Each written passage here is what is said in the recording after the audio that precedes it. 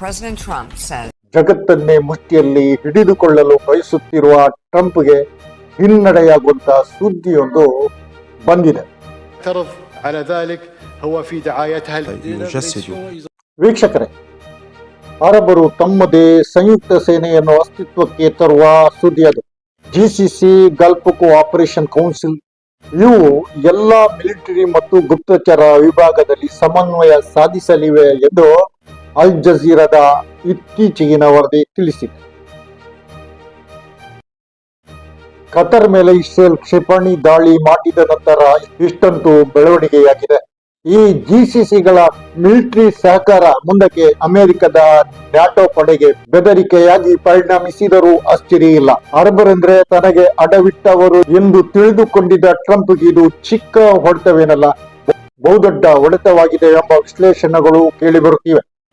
ವೀಕ್ಷಕರೇ, ಅಮೆರಿಕದಲ್ಲೇ New York times Trump ಅವರನ್ನ ಬೆದರಿಸಿಬಿಟ್ಟಿದೆ. New York times CEO ಮ್ಯಾಡಿಕ್ ಕೋಪಿಟ್ ಲಿವಿನ್ರೋ ಟ್ರಂಪ್ಗೆ ನಾವು ಹೆದರುವುದಿಲ್ಲ ಎಂದು ಹೇಳಿಬಿಟ್ಟಿದ್ದಾರೆ. ಯಾಕೆಂದರೆ ನ್ಯೂಯಾರ್ಕ್ ಟೈಮ್ಸ್ ಮೇಲೆ ಟ್ರಂಪ್ $150 ಕೋಟಿ ಮಾನಹಾನಿ ಕೇಸು ಹಾಕಿದ್ರು. ಕೋಪಿಟ್ ಲಿವಿನ್ರೋ ಹೇಳುತ್ತಿದ್ದಾರೆ, ಟ್ರಂಪ್ರ ಕೇಸಿಗೆ ನಾವು ಹೆದರುವವರಲ್ಲ ಎಂದು ಮುಖಕ್ಕೆ ಗುದ್ದಿದಂತೆ ಹೇಳಿಕೆ ನೀಡಿಬಿಟ್ಟಿದ್ದಾರೆ. ಲಿವಿನ್ರ ಪ್ರಕಾರ ಈ ಕೇಸು ಕಾನೂನಾತ್ಮಕವಾಗಿ ಟುಸ್ ಆಗುತ್ತದೆ. ಈಗ ಟ್ರಂಪ್ ಬಳಿ ಒಂದು ಮಾಧ್ಯಮ ವಿರೋಧಿ ಪ್ಲೇ ಬುಕ್ ಇದೆ, ಆದರೆ ಅವರ ಪ್ಲೇ ಬುಕ್ ನಂತೆ ನಾವಿಲ್ಲ. ನ್ಯೂಯಾರ್ಕ್ ಟೈಮ್ಸ್ ಅದಕ್ಕೆ ಬಗ್ಗುವುದಿಲ್ಲ. ಇದು ಕೋಪಿಟ್ ಲಿವಿನ್ ಅವರ ಮಾತುಗಳು. ಅಂದರೆ ಅಮೆರಿಕದಲ್ಲಿ ಸರ್ಕಾರಕ್ಕೆ ಮಾಧ್ಯಮಗಳು ಮಣಿಯುವುದಿಲ್ಲ ಎಂದು ಇದರಿಂದ ಅರ್ಥ ಮಾಡಿಕೊಳ್ಬಹುದು. ಭಾರತದ ಗೋಧಿ ಮೀಡಿಯಾಗಳಂತೆ ಅವು ಮಾತಾಡುವುದಿಲ್ಲ. ಇದು ಕೂಡ ಟ್ರಂಪ್ ಅವರಿಗೆ ಮುಖಭಂಗ ಆಗುವ ಎಲ್ಲಾ ಸಾಧ್ಯತೆಗಳು ನಿಚ್ಚಳವಾಗಿದೆ. ಇನ್ನೊಂದು ಕಡೆ ಅಮೆರಿಕದ ಮಿತ್ರ ಯುರೋಪಿಯನ್ ಯೂನಿಯನ್ ಟ್ರಂಪ್ ಬೆದರಿಕೆ ಹಾಕಿದ್ರು ಜಗ್ಗದೆ ಭಾರತದೊಂದಿಗೆ ಸಹಕಾರವನ್ನು ಹೆಚ್ಚಳಗೊಳಿಸುವುದಾಗಿ ಘೋಷಿಸಿದೆ. ಅಂದರೆ ಟ್ರಂಪ್ ಹೆದರಿಸುವುದು ಒಂದು ಕಡೆ ಇರುವಂತೆ, ರಕ್ಷಣೆ, ವ್ಯಾಪಾರ, ತಂತ್ರಜ್ಞಾನ ಕ್ಷೇತ್ರದಲ್ಲಿ ಭಾರತದೊಂದಿಗೆ ಈ ವರ್ಷ ಅಖೇರಿಯಲ್ಲಿ ಒಪ್ಪಂದ ಮಾಡಿಕೊಳ್ಳಲಾಗುವುದು ಎಂದು European Union Commission President Ursula von der Leyen ಹೇಳಿದ್ದಾರೆ. ಭಾರತದ ವಿರುದ್ಧ ಹೆಚ್ಚಿನ ವ್ಯಾಪಾರ ನಿರ್ಬಂಧ ಹೇರಬೇಕೆಂದು ಟ್ರಂಪ್ ಯುರೋಪಿಯನ್ ಯೂನಿಯನ್ಗೆ ಆಗ್ರಹಿಸಿದರು. ಅಂದರೆ ಟ್ರಂಪ್ರ ಮಾತನ್ನು ಯುರೋಪ್ ಕೇಳಲು ಸಿದ್ಧವಿಲ್ಲ, ಕ್ಯಾರೆ ಮಾಡಿಲ್ಲ. ಗಾಜಾ ಸಿಟಿಯಲ್ಲಿ ಇಸ್ರೇಲ್ ಗ್ರೌಂಡ್ ಆಪರೇಷನ್ ಶುರು ಮಾಡಿದ ಮೇಲೆ ಇಸ್ರೇಲ್ನ ವಿತ್ತ ಸಚಿವ ಬೆಸಲ್ ಸ್ಮಾಟ್ರಿಚ್ ಗಾಜಾ ಸಿಟಿಯಿಂದ ಪ್ಯಾಲೆಸ್ಟೀನಿಯರನ್ನು ಓಡಿಸುವ ಕೆಲಸದಲ್ಲಿ ಅರ್ಧ ಯಶಸ್ವಿಯಾಗಿದ್ದೇವೆ ಎಂದು ಹೇಳುತ್ತಿದ್ದಾರೆ. ಗಾಜಾ ಸಿಟಿಯ ಭೂಮಿಯಿಂದ ಸಿಗಬಹುದಾದ ಬ್ರಾತ್ ರಿಯಲ್ ಎಸ್ಟೇಟ್ ಲಾಭವನ್ನು ಲೆಕ್ಕ ಮಾಡಿ ವಿವರಿಸುತ್ತಿದ್ದಾರೆ. ಯುದ್ಧವು ಮುಗಿದ ಮೇಲೆ ಭೂಮಿಯನ್ನು ಹೇಗೆ ಹಂಚಬೇಕೆಂದು ಕೂಡ ಇವರಲ್ಲಿ ಲೆಕ್ಕ ಇದೆ.